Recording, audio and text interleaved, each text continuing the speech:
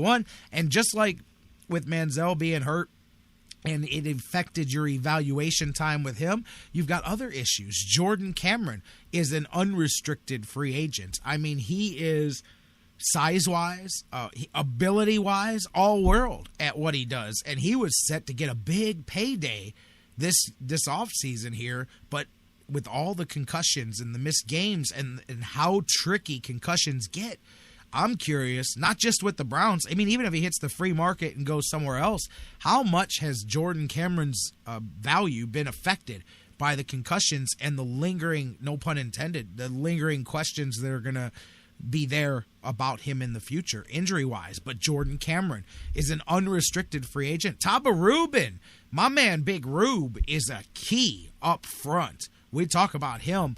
I think he is very underrated, important. You see the difference in the Browns' rush defense the weeks that he's out. Those are the weeks that they really get gashed by these teams. Rubin's a beast in the middle. He's unrestricted, and he's not going to be cheap to keep around. Miles Austin, a lot of people take it as a foregone conclusion that he doesn't come back, but he was a true top example to guys while he was here. A consummate professional would be the term that I would use. And he made some big plays. Not huge. He wasn't big number guy. He made a catch or two every game. But I thought that he was a lot more dependable than people thought when the Browns picked up. Remember, they picked up Miles Austin and Earl Bennett on the same in the same day in the offseason. Turned out that Bennett was washed up. Miles Austin did have a decent little season in the tank before he got hurt. But they need to make a decision on him. Jabal Sheard. Now, there's one that I think is a key one because Jabal Sheard is good. I think Jabal Sheard could start on some teams around the NFL. There's a lot of linebackers in front of him here. You got Robertson, who, by the way, he's a restricted free agent. You just drafted Kirksey. You just brought in Dansby. You drafted Mingo last year. And Jabal Sheard, he's always displaced by regimes. He starts out on the line, and then they don't want him no more, so the next regime moves him to linebacker, and then they move him to backup linebacker, and he's the number one sub, as they say, but that's legit. Jabal Sheard can play. Browns have some decisions to make about him. How about Buster Skrine? Buster Skrine's one of the most improved defenders on the Browns over the last two seasons. He is also an unrestricted free agent. Now, you got some restricted ones, too. Tayshaun Gibson, huge. Just got his first opportunity at a Pro Bowl. Batamosi, Ismaili Kitchen, Craig Robertson, who I mentioned. But you can work things out with restricted free agents because you're allowed to match any offer that they get. But you've got key core starters who were a big part of this season that are unrestricted. In Hoyer, Austin, Cameron, Rubin, Sheard, Buster Skrine. Those are some big decisions that the Browns are going to have to make here in the offseason to keep an eye on. Like I said, we've got plenty of time to talk about that. And for those of you wondering, by the way, this will go up a little bit when the NFL sets the cap after the season is over, but the Browns are looking to have between $19 and $20 million in salary cap space this offseason to re-sign their own guys and sign any potential free agents. So we've got plenty of offseason to talk about that. I want to talk a little Cavaliers before we even talk about yesterday's game. Let's start with the reason that yesterday's game turned into what it did, and I think it starts at the beginning of this week. I mean, Anderson Varajeao goes down in a heap, ruptured Achilles, out for the season. Cavaliers are hedging their bets and saying they refuse to put a permanent end of the season designation on it just in case Varajeao is able to come out of this surgery and they think that he can rehab and get back for the playoffs, which I guess is being held out as a consideration. But I was told 5% from somebody within. I was told that's what they're holding out for, is maybe the doctors say, hey, it was cleaner than we thought after surgery, and he can perhaps get, but it's not. Nobody comes back that quick from an Achilles. So for all intents and purposes, practically gone for the season. Anderson Varajeao. And there's a lot of guys. I know Vashon in the chat room is a guy that constantly has argued with me for years over the worthlessness of Anderson Varajeao, and I'm the opposite. He's an X-Factor guy to me. He is a guy championship teams, and I'm not calling the Cavs that. I'm saying championship teams always have an Anderson Varajeao or two or three sitting on their bench, part of that roster, in the rotation, however you want to phrase the term. And Anderson Varajeao, to me, showed in the first game that he wasn't there the difference. And the Cavaliers were already thin as hell at the big man spot. We're sitting here going, okay, they need another big. They need a rim protector. Okay, who's out here? We got Brandon Wright. You got these other. What are they going to do? Then you lose one of them already. And, I mean, what are you down to now? There's clearly no love for David Blatt on the part of any of these young bigs that they got, or on Haywood. We're not seeing any minutes, no run out of Haywood at all. Obviously, they think Alex Kirk is a bit too young and unprepared. Lou Amundsen is just there to practice hard, I guess, man. So Tristan Thompson, I'm not sure about this. You got to think he's going to temporarily get moved into the starting. They didn't move him in yesterday, but you got to think they're going to move him into the starting rotation as far as the starting center goes. I could see that happening as soon as tonight against Orlando, which is it's great that you got Orlando. Last time Cavs played them, they whooped them by 30. Great. Don't fool yourself if the Cavs come off of a whooping tonight. Yesterday, to me, we saw all the ugly parts of this Cleveland Cavaliers team. And I'll get into that in a minute, but we got to keep on Varajeao. I don't want to lose my focus there. To me, you saw how big of an X factor that is. And I got to tell you, I think even with a move, the Cavs are now going to be too short. The Cavaliers could have bolstered this team by adding to what they had. Cavaliers could have bolstered this team. Instead, I think they have too many holes now. The bench is absolutely wiped clean now when you make your changes that you're going to have to make to bump up the minutes for guys to sub in for Varajeao here. So this dynamic of this roster has changed, and not in a good way for the Cavaliers. I think even if they make a deal, they're still going to be a deal short because they needed another big.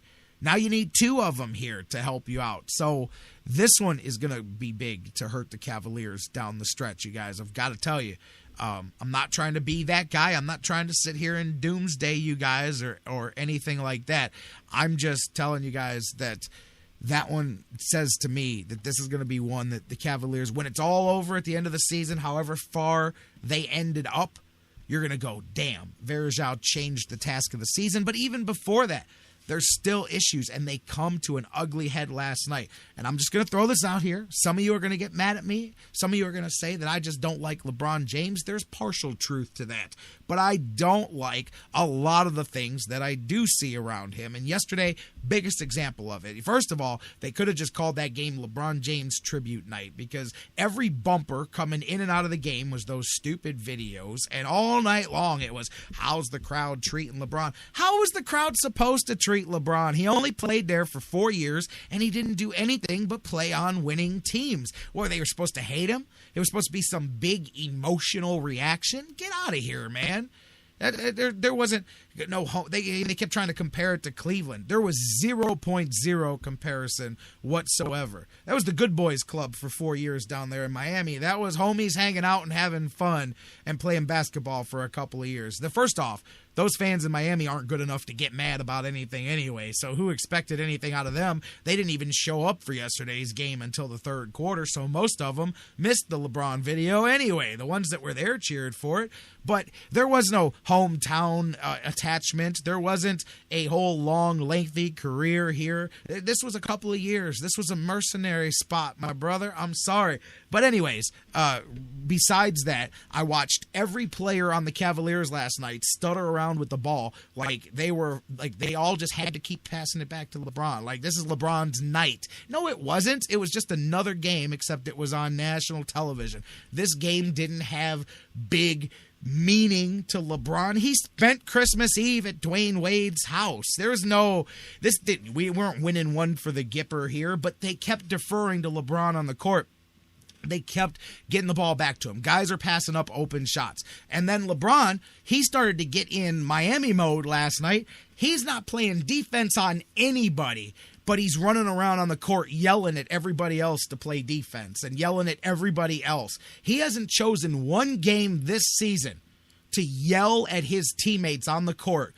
Yesterday, on national TV in Miami, all of a sudden, LeBron James bucks up an attitude and starts yelling at his teammates and dogging them out in front of people and making them look bad. Yeah, I'm just saying, I don't have a problem with that necessarily. If you're going to be alpha dog, go be it. I have a problem with this situation and the circumstances. Brother, that was a performance that LeBron James was putting on last night. That was a performance in front of his buddies over on the other bench who were beating him up, and he wanted to take out his frustration on somebody. So he took it out on Kevin Love. He took it out on Shawn Marion, who, by the way, I've about seen enough of Shawn Marion in a Cavs uniform. I'm not going to lie. I was all for the Matrix coming and playing with this Cavaliers team. That's not who they got. I don't know who this is that they got, but that's not the Shawn Marion that's been playing in Dallas, and that's not the Shawn Marion that I expected when he signed with the Cavs. That's the Shawn Marion that's played basketball 1 year too many, and I'm not at all. I'm ready to call it a day with the Shawn Marion experiment. But outside of that, I mean, because that adds to the depth thing there. But I'm going back to the LeBron thing last night, man. I'm sorry. That drove me crazy. That cat did not play 1 second of defense in last night's game. Neither did Kevin Love. Bro, I could put together a highlight reel of olays that the Cavaliers did last night where they were literally parting the Red Sea and just letting these guys run away to the hoop, letting Dwayne Wade dunk away like he's 10 years younger again.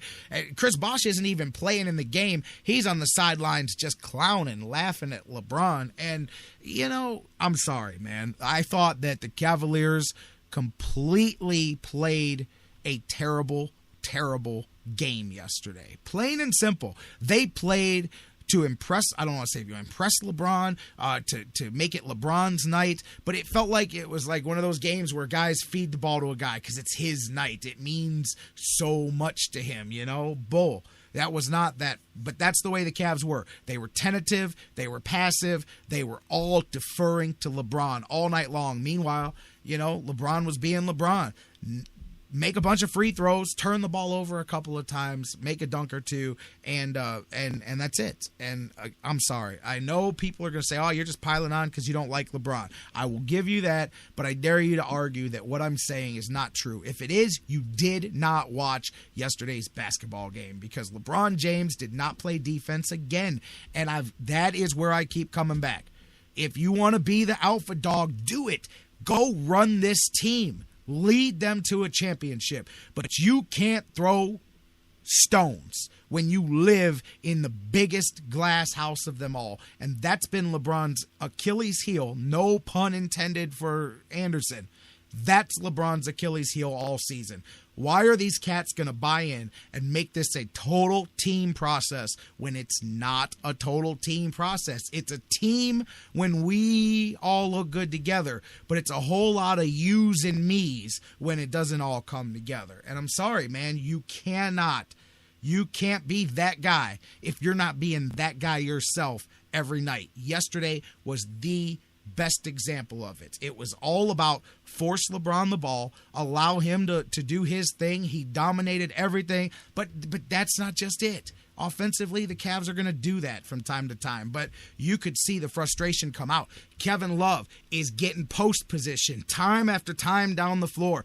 Guys are ignoring him. Then the one time he gets the ball in the post, he passes it back out. Now Kyrie's yelling at Kevin Love, shoot the ball. Well, if you would have got it to him the other 12 times that he had post position when everybody was dribbling for 30 seconds and then shooting the ball, maybe he wouldn't be so frustrated down in the post. And I'm not going to stick up too much for Kevin Love because he didn't play defense yesterday either, and his defense, the little bit that he shows from time to time, is starting to fade away here as we start to hit the middle part of this season. Say what you want of the quote-unquote big three, Kyrie Irving plays more defense than LeBron and Kevin Love put together, and Kyrie Irving is not exactly the brilliant defender either, but he puts more effort defensively this season than Love and LeBron put together. Argue with me if you want. You're not watching the games. You're just a LeBron fan then, because there's no way